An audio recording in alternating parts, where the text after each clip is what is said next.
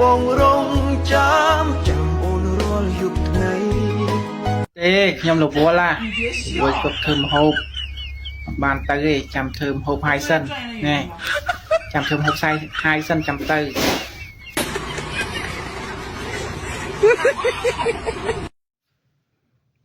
ចាប់ហើយបងប្អូនអើយខំចាំត្រីយូរហើយឥឡូវវាអត់ធំសោះត្រីនេះដាក់ចំណីដែរតែវាអត់ធំបងប្អូនមើលស្គមតែវាណាត់ជប់ពុកម៉ាក់វាទៅណាវាបានស្គមនៅថ្នាក់ហ្នឹងពេកធំតក្បាលបងប្អូនអើយចាប់បាត់ទៅហើយត្រីខំចាំតាំងពីយូរហើយធំតក្បាល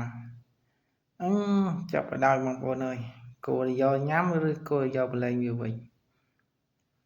មិនទេចិញ្ចឹមត្រីធំទៅធំតក្បាលអញ្ចឹងបងប្អូនអត់យល់មែនទេចាប់ហើយបងប្អូនអើយផ្លែល្ហុងរបស់ខ្ញុំបងប្អូនមើលពីខាងក្រោយហ្នឹងទៅល្អខ្លាំងណាស់បងប្អូនណាចង់មកពីខាងក្រោយខ្ញុំឲ្យអាយយចែកដល់ហើយបងប្អូនអើយផ្លែល្ហុងខ្ញុំមានតែពីរផ្លែឥឡូវនេះវាមានតែពីរផ្លែទេខូចអស់មួយផ្លែទៀតមកវាជាសាយផងហ្នឹងហើយមានតែពីរផ្លែនោះទេល្អងប្រហែលផ្លែទៀតខូចអស់ហើយជាសាយផងបងប្អូនអើយខូចពីរផ្លែហ្នឹងហើយអូខេចាំថ្ងៃក្រោយចាំធ្វើអាផ្លែល្អៗនេះឲ្យបងប្អូន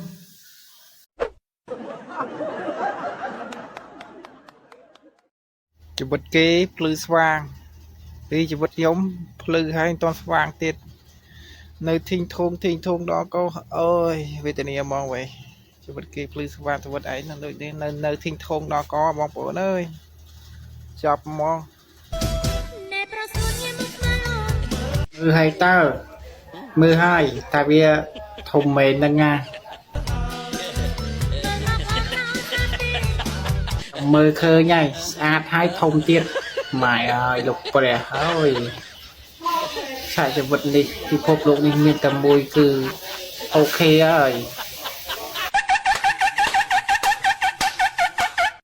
ពុទ្ធោហើយបងប្អូនហើយខ្ញុំថាធ្វើការរោងចក្រខ្ញុំទៅមានពោះវាមានកពើមានអីណាបងប្អូនរោងចក្រពួកម៉ាក់ខ្ញុំនោះ